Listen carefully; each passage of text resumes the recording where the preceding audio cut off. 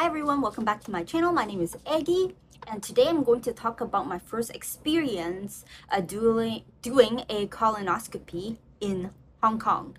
So what is a colonoscopy?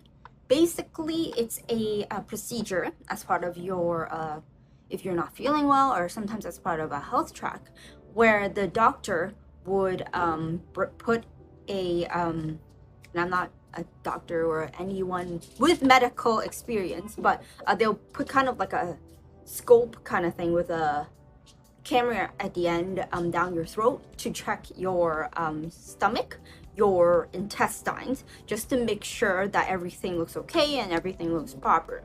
So I recently did one, and because when I Googled what to and how to prepare, I didn't see a lot of information, so I thought I'd make a video talking about it.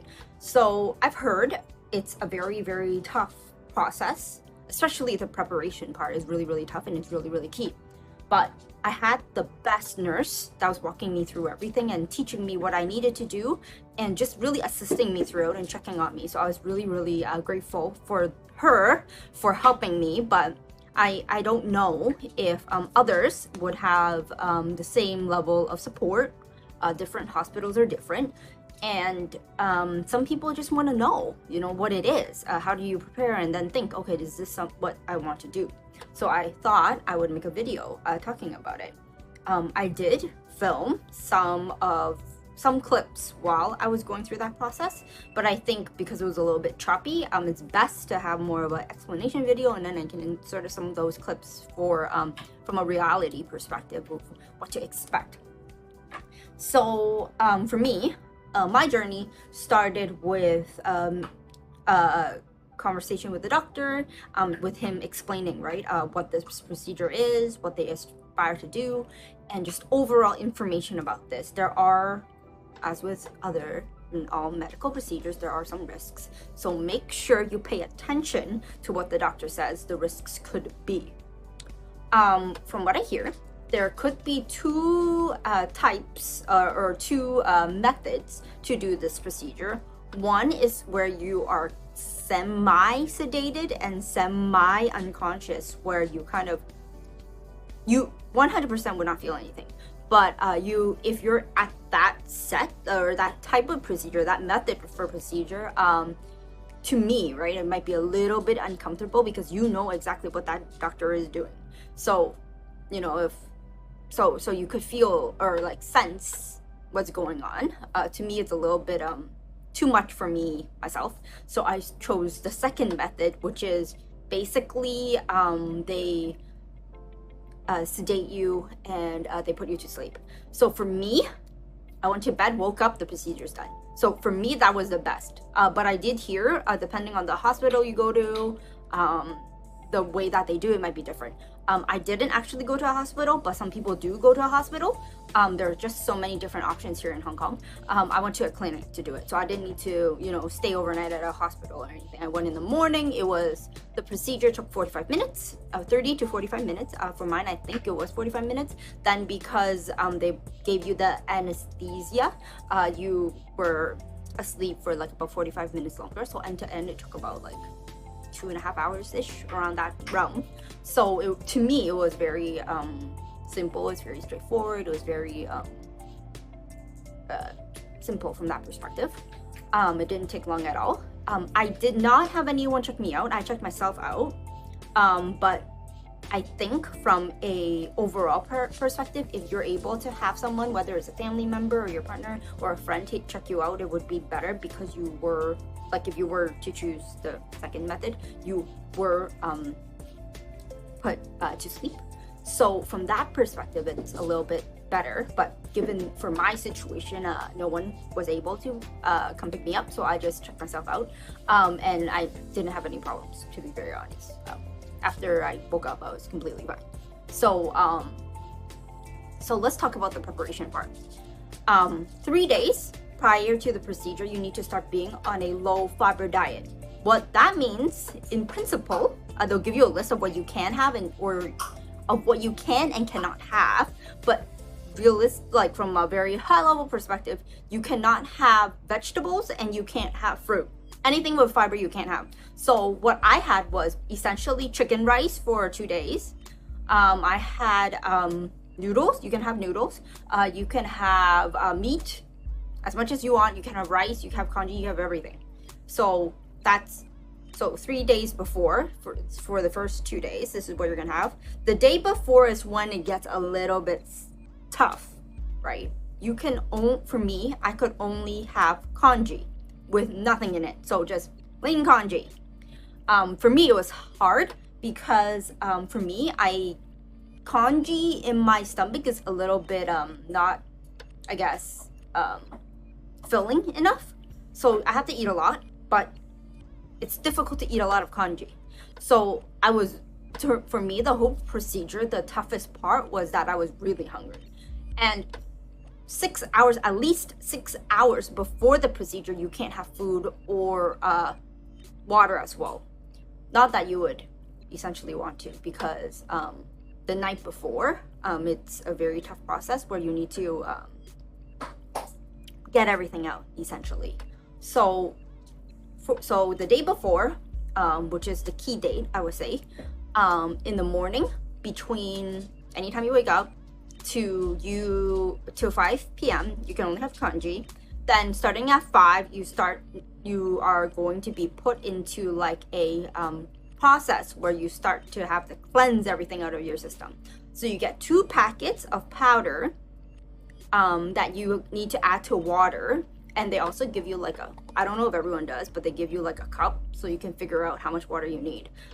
So for the 2 packets, you have to do this whole process twice. So for one cleansing cycle, you need to there's 150 ml water and then a packet in there. Stir it up, drink it, wait 30 minutes. Then you start needing to drink 8 glasses of water that's 250 ml within an hour and a half. So first cycle, an hour and a half, 8 glasses. And before that, this. Cycle 1. Then you have a 30-minute break. You start it all over again.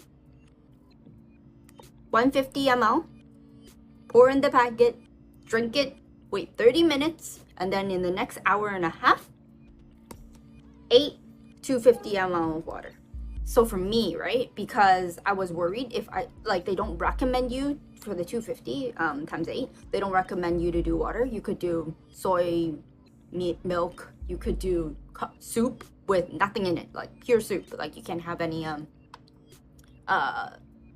things in it at all, like can't have meat, nothing, just pure soup.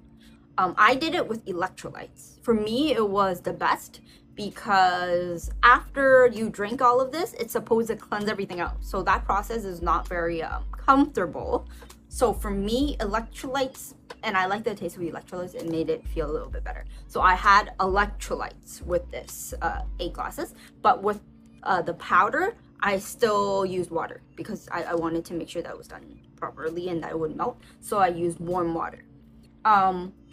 This one specific type, people tell me the powders taste terrible. To be honest, for me, and it might be because the nurse is really nice, or that just happens to be the situation. The one that I used, or the one that I was given, tasted like a watered down version of vitamin C. So it was orange flavored. It tasted wonderful compared to what other people have been saying. It tasted wonderful. The process was okay. The hard part, I would say, is the first cleanse was, for me, more difficult than the second cleanse, because the first cleanse, when you're drinking the 8 cups times 250 ml of water in the hour and a half, you're not actually cleansing anything at that point in time yet. But after that, when the second part started happening, then your body naturally just starts cleansing everything out. So the second time I had to do the 8 cups times the 250 ml was a lot easier because everything was just coming out of my body. It was just a process that was happening. I didn't know though that even throughout the night you would need to use a bathroom. I went like 6 times that night, right before the procedure, right?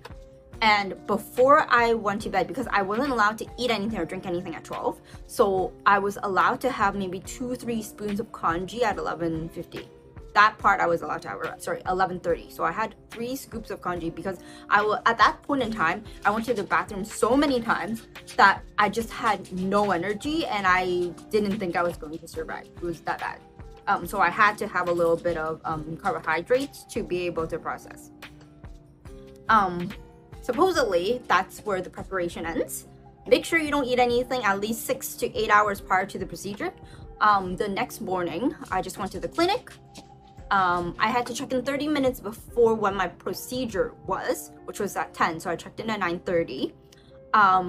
They were really, really nice. Changed to a hospital gown. And basically what happens is they bring you to like a room, a clinic kind of room, and they tell you to lie on your side. They put in the IV drip bead, and then they put in the anesthesia. You just go to bed, you wake up. For me, right after I woke up, I was still a little bit dizzy, but they make sure that you're okay. So like after you wake up, they tell you to sit down for a little bit, at least 15 minutes before they allow you to change out of your hospital gown. When I was changing, I was already completely fine. So that is my experience. Hopefully it helped you with yours. I will add some clips that I filmed as much as I could while I was going through this procedure. And if you have any questions, leave them in the comment section below. If you like this video, please give me a like. If you like my channel, please subscribe, and I will see you later. Bye! One thing I forgot to mention while I was editing this video is that although you cannot have vegetables and fruit, there is a list of beverages that you are able to drink, such as like water, electrolytes, soup, soybean milk. You can have that.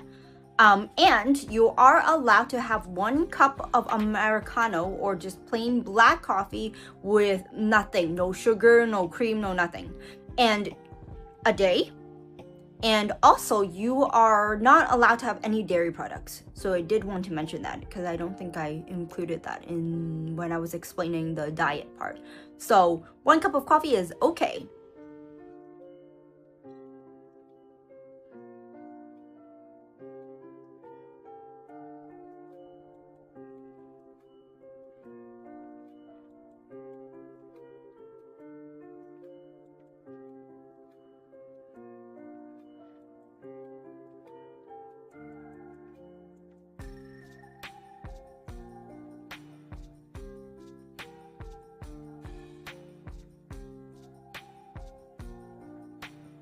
So this is the list that I got. So 3 days before the appointment, I can't have dairy products, alcohol, fruits and vegetables not allowed to have. From a grains perspective, basically you're able to have like rice, porridge, noodle, like that kind of stuff is all good. You could have meat, you can have fish, you have egg, soy products, all good. Bakery products like bread, nothing can be in the bread, it has to be like plain bread you can have. And then from a beverage perspective, only these specific beverages I can have. So basically, even from drinking the 8 times 250 and then the 8 times 250 again, you could have any of this beverage that's in this listed okay section. For personal preference, I chose electrolytes. So I got 4 of these. I think they're like, it says here somewhere 1.2, yeah, so it's 1.2 liters. So I just basically got 4, and this is what I'll be drinking for the 250 ml times 16, because you got to do 2 of the times 8s.